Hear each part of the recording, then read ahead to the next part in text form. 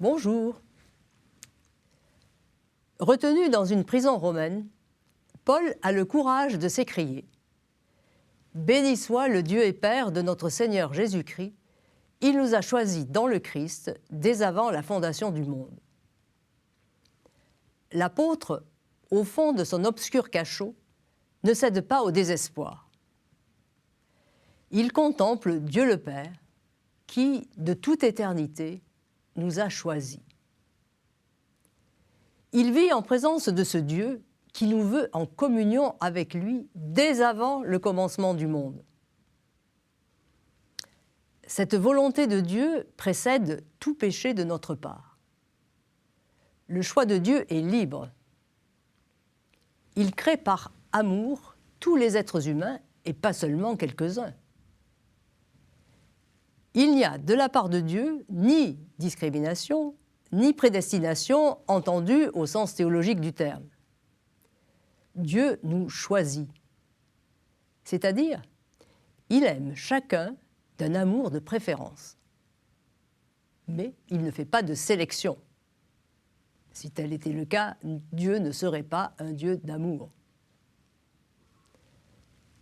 Nous créer pour Dieu, c'est aussi nous appeler à être pour lui des fils adoptifs. Fils adoptifs, mais pourquoi Dieu veut nous adopter alors que nous ne lui demandons rien? Saint Paul nous fait comprendre que la paternité de Dieu n'est pas close en elle-même. Elle ne se limite pas au Fils unique. Dieu est Père de tous les êtres humains. Il fait de nous des fils adoptifs, par distinction avec le Fils éternel, puisque nous sommes créés. Cela signifie que Dieu nous aime du même amour dont il aime son Fils bien-aimé. Mais quelle grandeur que l'être humain! Ce n'est pas tout.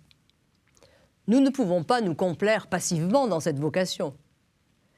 Nous sommes appelés à prendre la vie à bras-le-corps, en menant une existence devant le Père et sous son regard. Autrement dit, en sa présence. Dieu nous appelle à être, comme le dit Paul, saints et irréprochables dans l'amour. N'ayons crainte. Dieu n'est pas le spectateur impassible des misères qui nous accablent, ni le juge embusqué dans son coin de ciel. Il sait que nous sommes encore loin d'être en adéquation avec cette vie filiale à laquelle il nous appelle, dès avant la fondation du monde. Son amour de toujours, loin de mettre un frein à notre liberté, lui donne ses lettres de noblesse en toute gratuité et magnanimité. Libre pour être aimé et libre pour aimer.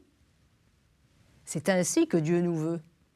L'humidité et la saleté du cachot où Paul attend son jugement ne l'empêchent pas d'entrevoir la douce et réconfortante lumière de ce dessein insondable de Dieu. Il sait que, malgré la violence et l'apparente absurdité du monde, tout être humain n'est pas le jouet d'un destin inexorable. Mais de toute éternité, il est dans les mains bienveillantes et bénissantes du Père. À bientôt!